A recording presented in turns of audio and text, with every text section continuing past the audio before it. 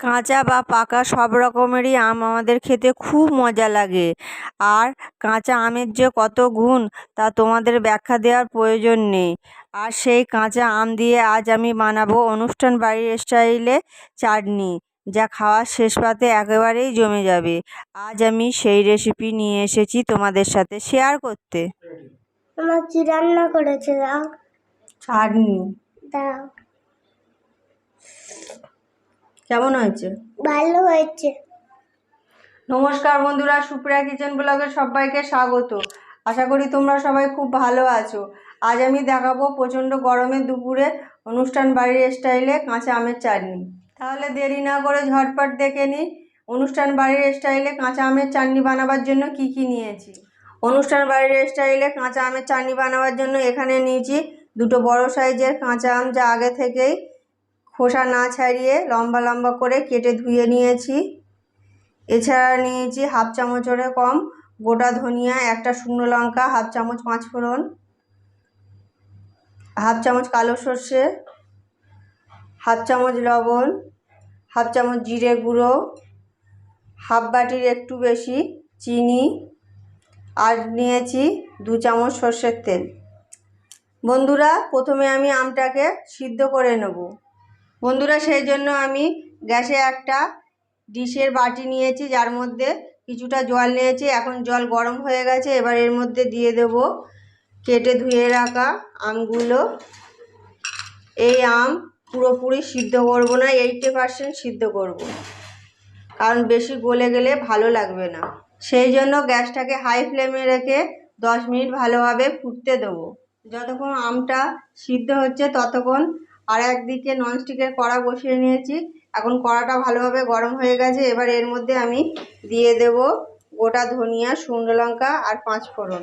তেল না দিয়েই শুকনো কড়ায় নেড়ে চেড়ে ভেজে নেব। 1 থেকে 2 মিনিট একটু নাড়াচাড়া করলেই এগুলো ভাজা হয়ে যাবে।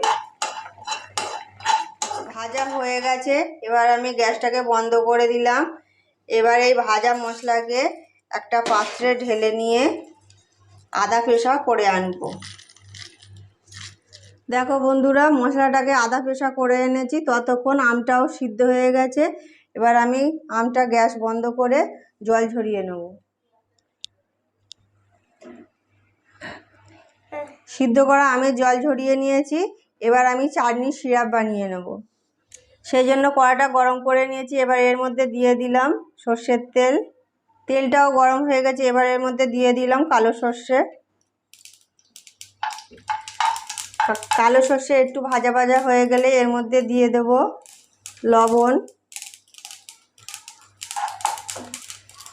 নুন আর সর্ষেটাকে ভেজে নিয়েছি। এবার এর মধ্যে দিয়ে দেব জল।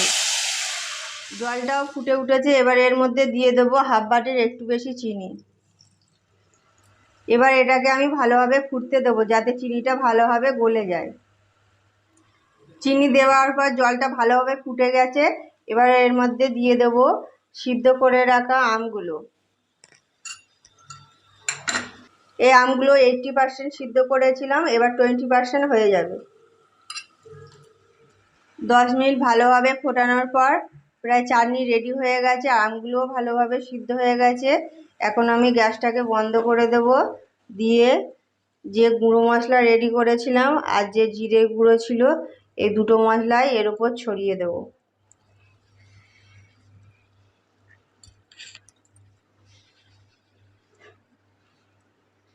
এবার আমি একটা পাত্র দিয়ে 2 মিনিটের জন্য ঢেকে দেব। 2 মিনিট পর ফিরে আসলাম। এবার আমি ঢাকনা খুলে একটা পাত্রে নামিয়ে নেব। দেখো বন্ধুরা, দেখতে কত সুন্দর হয়েছে, নিশ্চয়ই খেতেও খুব সুন্দর হবে। তোমরাও অবশ্যই বাড়িতে এইভাবে বানিয়ে খেয়ে কমেন্টে জানাবে কেমন হয়েছে।